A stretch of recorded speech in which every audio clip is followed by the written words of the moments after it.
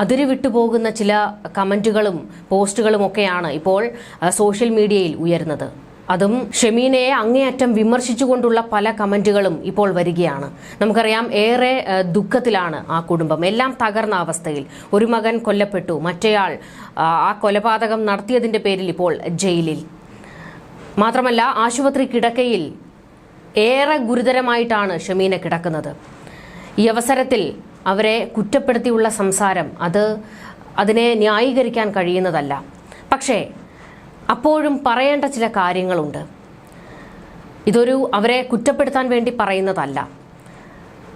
നമ്മുടെ സമൂഹത്തിൽ പല കുടുംബങ്ങളിലും നടന്നുകൊണ്ടിരിക്കുന്ന ചില കാര്യങ്ങളെക്കുറിച്ചാണ് ഇപ്പോൾ ഈ സമയത്ത് പറയാനുള്ളത്. സോഷ്യൽ മീഡിയയിൽ വരുന്ന ചില കമൻറ്റുകളുണ്ട്. ആ കമൻറ്റുകൾ കണ്ടില്ല എന്ന് നടിക്കാൻ കഴിയില്ല. കാരണം വാസ്തവമാണ് ആ സംഭവങ്ങൾ. അതുകൊണ്ട് തന്നെ നിങ്ങളുമായി പങ്കുവയ്ക്കണം എന്ന് തോന്നിയതാണ്. ഒരിക്കലും ഷമീനയെ കുറ്റപ്പെടുത്താൻ വേണ്ടി സംസാരിക്കുന്നതല്ല. ഇനിയെങ്കിലും ചില അമ്മമാർക്ക് ചില സത്യങ്ങൾ ബോധ്യപ്പെടണം. അതിനുവേണ്ടിയാണ് ഈ വിഷയത്തെക്കുറിച്ച് വീണ്ടും സംസാരിക്കുന്നത്. ഏറ്റവും ശ്രദ്ധേയമായി തോന്നിയ ചില കമൻറ്റുകളുണ്ട്. അതിലൊന്ന് ഇതാണ്: അമ്മ എന്നാൽ എല്ലാത്തിനും മക്കളെ സപ്പോർട്ട് ചെയ്യുക എന്നല്ല. തിരുത്തേണ്ട സമയത്ത് തിരുത്തേണ്ടതുപോലെ തിരുത്തണം. അല്ലെങ്കിൽ അതിനെ ടോക്സിക് പേരന്റിംഗ് എന്ന് തന്നെ വിളിക്കും. സ്വന്തം തലയും താടിയെല്ലും ചുമരിൽ ഇടിച്ചു പൊട്ടിച്ച മകൻ ക്രിമിനലാണെന്ന് അവർക്ക് മനസ്സിലായില്ല എന്നാണോ? അത് മനസ്സിലായിട്ടും ഇപ്പോഴും അവർ അവനെ സംരക്ഷിക്കാൻ നോക്കുന്നെങ്കിൽ അവൻ ഇങ്ങനെയായതിൽ ഒരു വലിയ പങ്ക് അവർക്കാണ്. അവരുടെ ബ്ലൈൻഡായ അമിത പുത്രവാത്സല്യമാണ് അവനിലെ ക്രിമിനലിനെ 23 വർഷം സ്വന്തം വീടിന്റെ ഉള്ളിൽ തഴച്ചു വളരാൻ സഹായിച്ചത്. ഷമീന മജിസ്ട്രേറ്റിനു മുന്നിൽ താൻ കട്ടിലിൽ നിന്ന് വീണ് പരിക്കേറ്റതാണ് എന്നുള്ള വാർത്ത പുറത്തു വന്നതിന് ശേഷം അതിന് താഴെ വന്ന ഒരു കമന്റായിരുന്നു ഇത്. ശരിയാണ്, പലപ്പോഴും പുത്രവാത്സല്യത്തിൽ അല്ലെങ്കിൽ മക്കളോടുള്ള സ്നേഹത്തിൽ അമ്മമാർ പല തെറ്റുകളും കണ്ടില്ല എന്ന് നടിക്കുകയാണ്. അതിൻ്റെയൊക്കെ പരിണിത ഫലമാണ് ഈ കാണുന്നതൊക്കെ. മറ്റു ചില കമന്റുകൾ കൂടിയുണ്ട്. അമ്മയാണ് ഇതിൽ ഏറ്റവും വലിയ തെറ്റുകാരി എന്ന് നമുക്ക് മനസ്സിലാക്കാം. മുളയിലെ നുള്ളേണ്ടത് മരമാക്കി വളർത്തിയത് അവരാണ്. അതുകൊണ്ടാണിപ്പോൾ രക്ഷപ്പെടുത്താൻ ശ്രമിക്കുന്നതും. ആ അമ്മയോട് ഇനിയെങ്കിലും എല്ലാം തുറന്ന് പറയണം. മകനെ രക്ഷിക്കാൻ ശ്രമിക്കുന്ന അവരെ പ്രതിയാക്കി അകത്തിടണം എന്നാണ് പറയാനുള്ളത് എന്നുള്ള ഒരു പ്രതികരണവും വന്നിട്ടുണ്ട്. ഇളയ മകനും മറ്റു ബന്ധുക്കളും പോയത് അവർ അറിഞ്ഞാലും അവർ ഇപ്പോഴും മകനെ സംരക്ഷിക്കുകയാണോ? മകന്റെ കൊള്ളരുതായ്മയ്ക്ക് കൂട്ടുനിന്ന് കൊടുത്തതിന്റെ ഫലമാണ് ഇതൊക്കെ. ഇതിൽ മറ്റൊരു കമന്റും വന്നിട്ടുണ്ട്. എല്ലാവർക്കും അഭിപ്രായങ്ങൾ പറയാം, പക്ഷേ ആ കുടുംബത്തിനെ അറിയൂ അവരുടെ വിഷമം. മകനെ രക്ഷിക്കാൻ നോക്കുന്നു എന്ന് പറയുമ്പോഴും അമ്മ തന്നെയാണ് എന്നോർക്കണം. ആരും മക്കൾ ക്രിമിനലുകളാകണമെന്ന് ആഗ്രഹിക്കുന്നില്ലല്ലോ. ശരിയാണ്, അതും ഒരു റെലവൻ്റ് ആയിട്ടുള്ള പോയിന്റ് തന്നെയാണ്. പക്ഷേ മറ്റ് ചില കമന്റുകൾ കൂടിയുണ്ട്. മകന്റെ ധൂർത്തിന് അമ്മ കൂട്ടുനിന്നു, ഇപ്പോഴും സഹായം തന്നെയല്ലേ ചെയ്യുന്നത്. ഇതിൽ ഷീല ഷൺമുഖം എന്ന് പറയുന്ന ഒരു സ്ത്രീ ഒരു കമന്റ് ഇട്ടിട്ടുണ്ട്. മിക്ക വീടുകളിലും ആൺമക്കൾ വളർന്നു കഴിഞ്ഞാൽ അവർ അച്ഛൻ്റെ ശത്രുക്കളായി വളരുന്നതിൽ അമ്മമാർക്കുള്ള പങ്ക് വളരെ വലുതാണ്.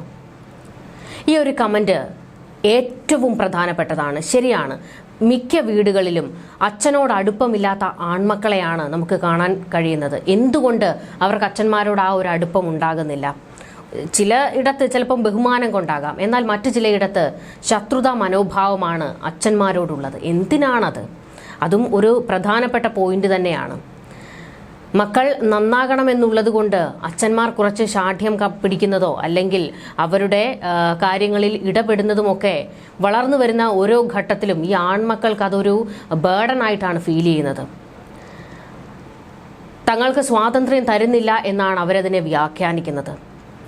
പക്ഷേ മക്കൾ നല്ലതാകണം എന്നുള്ളത് കൊണ്ട് തന്നെയാകില്ലേ ആ അച്ഛന്മാരും മക്കൾക്ക് മുന്നിൽ ഒരു പിടുത്തമിടുന്നത്? നമ്മൾ ചില റീലുകളിലൊക്കെ കണ്ടിട്ടില്ലേ? ഒരുപാട് റീലുകളിലുണ്ട്. പെൺമക്കൾക്ക് അച്ഛന്മാരോടാണ് അടുപ്പമെന്നും ആൺമക്കൾക്ക് അമ്മമാരോടാണ് ഏറ്റവും കൂടുതൽ അടുപ്പമെന്നും. ഒരേ രീതിയിൽ അച്ഛനമ്മമാരെ ഒരേ കണ്ണോടെ കാണാൻ എന്തുകൊണ്ട് മക്കൾക്ക് കഴിയാറില്ല? പിന്നെ മറ്റു ചില കുടുംബങ്ങളിൽ പേരൻറ്റിങ്ങിൻ്റെ പ്രശ്നം വളരെ ഗുരുതരമാണ്. കാരണം കള്ളു കുടിച്ചെത്തുന്ന അച്ഛൻ, മക്കളെ ശ്രദ്ധിക്കാത്ത അമ്മ, ഇങ്ങനെയുള്ള കുടുംബങ്ങളുമുണ്ട്. ആ കുടുംബങ്ങളിലെ മക്കൾ എങ്ങനെയാണ് നന്നായി വളരുക? അച്ഛനും അമ്മയും സ്നേഹത്തോടെയും ബഹുമാനത്തോടെയും കഴിയുന്നത് കണ്ടാലല്ലേ മക്കൾ അത് കണ്ടു വളരുകയുള്ളൂ. ഇതെല്ലാം പ്രശ്നം തന്നെയാണ്. വേറൊരാളുടെ കമൻറ്റ് ഇങ്ങനെയാണ്: ആ അമ്മയ്ക്ക് ഭർത്താവിനോട് പറയാമായിരുന്നു മകൻ്റെ വഴിവിട്ട ജീവിതത്തെക്കുറിച്ച്. എനിക്ക് വ്യക്തിപരമായി അറിയാവുന്ന കുറേ അമ്മമാരുണ്ട് മക്കളുടെ തെറ്റിനെ മറച്ചു പിടിക്കുന്നവർ. നമ്മൾ എത്ര പറഞ്ഞാലും വിശ്വസിക്കില്ല. അതിനനുസരിച്ച് മക്കൾ തെറ്റിലേക്ക് കൂടുതൽ പോയിക്കൊണ്ടിരിക്കുകയാണ്.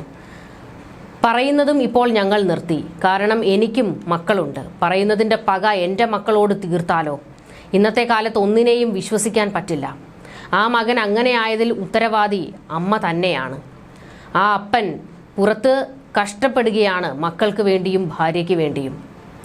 ഇത്തരത്തിൽ ഒരുപാട് കമൻറ്റുകളാണ് ഇപ്പോൾ അഫാൻ്റെ ക്രൂര കൊലപാതകം ചർച്ചയായതോടുകൂടി ഇപ്പോൾ ഉയർന്നു വരുന്നത്. പല കുടുംബങ്ങളിലും ഇതൊക്കെ തന്നെയാണ് നടക്കുന്നത്. ഇതിപ്പോൾ 1-2 കമൻറ്റുകൾ ഞാൻ എടുത്തു വെച്ച് പറഞ്ഞതാണ്. ഒരുപാട് കമൻറ്റുകൾ ഇത്തരത്തിൽ വരുന്നുണ്ട്.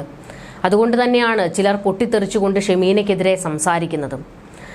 അവർ ഈ അവസ്ഥയിൽ കിടന്നിട്ടും അവരെ വിമർശിക്കുന്നതും ഇതുകൊണ്ട് തന്നെയാണ്, മകൻ്റെ തെറ്റുകളെ മറച്ചു വെച്ചതുകൊണ്ട്. പഠിച്ച കള്ളനാണ് അഫാൻ. കൊലപാതകം നടത്തിയതെല്ലാം കൃത്യമായ പ്ലാനിങ്ങോട് കൂടി തന്നെയാണ്. അതുമാത്രമല്ല, കസ്റ്റഡിയിൽ ചില നാടകം കളികളും പുറത്തെടുത്തിരുന്നു. എന്നാൽ അതെല്ലാം അടപടലം പൊളിഞ്ഞു പോയിട്ടുണ്ട്. 5 പേരെ കൂട്ടക്കൊല ചെയ്ത കേസിലെ അഫാന്റെ മെഡിക്കൽ റിപ്പോർട്ട് പോലീസിന് കൈമാറിയിട്ടുണ്ട് ആശുപത്രി അധികൃതർ. അഫാന്റെ മാനസിക നിലയിൽ പ്രശ്നങ്ങളില്ല എന്നാണ് മെഡിക്കൽ കോളേജിലെ മാനസികാരോഗ്യ വിദഗ്ധൻ നടത്തിയ പരിശോധനയിൽ വ്യക്തമായിരിക്കുന്നത്. ആ റിപ്പോർട്ടാണ് പോലീസിന് സമർപ്പിച്ചിരിക്കുന്നത്. എന്നാൽ അഫാൻ തനിക്ക് മാനസിക പ്രശ്നങ്ങൾ ഉണ്ട് എന്ന് വരുത്തി തീർക്കാനുള്ള ഒരു നീക്കവും നടത്തിയിരുന്നു. ആശുപത്രിയിലെ മുറിക്കുള്ളിൽ പൂട്ടിയിട്ടിരിക്കുകയായിരുന്നു അഫാനെ. ആ മുറിയിൽ കിടന്ന് അലറി വിളിക്കുകയും കരയുകയും മിണ്ടാതിരിക്കുകയും ഒരു പാവത്താനെ പോലെ ഒരു മൂലയിൽ ഒതുങ്ങിയിരിക്കുന്നതിൻ്റെയും ഒക്കെ ദൃശ്യങ്ങൾ പുറത്തേക്ക് വന്നിരുന്നു. അതായത് തനിക്ക് മാനസിക പ്രശ്നങ്ങൾ ഉണ്ട് എന്ന് വരുത്തി തീർക്കാനുള്ള ഒരു നീക്കവും അഫാൻ പുറത്തെടുത്തിരുന്നു. അത് കോടതിയിൽ ഒരു പിടിവള്ളിയാകുമല്ലോ. ഇപ്പോൾ എന്ത് ക്രിമിനൽ പ്രവൃത്തി ചെയ്താലും ഈ ക്രിമിനലുകളുടെ ഒരു അടുത്ത പടിയാണ് കോടതിയിൽ അല്ലെങ്കിൽ പോലീസിന് മുന്നിൽ മാനസിക പ്രശ്നമുണ്ടെന്ന് തെളിയിക്കാനുള്ള ഒരു നീക്കം. അതുതന്നെ അഫാന്റെ ഭാഗത്തു നിന്നും ഉണ്ടായി. എന്നാൽ മാനസികാരോഗ്യ വിദഗ്ധർ കൃത്യമായി പറയുന്നുണ്ട് അഫാന് മാനസിക പ്രശ്നങ്ങൾ ഇല്ല എന്ന്. അങ്ങനെ ആ അടവും ഇപ്പോൾ അടപടലം പൊളിഞ്ഞു പോയിട്ടുണ്ട്.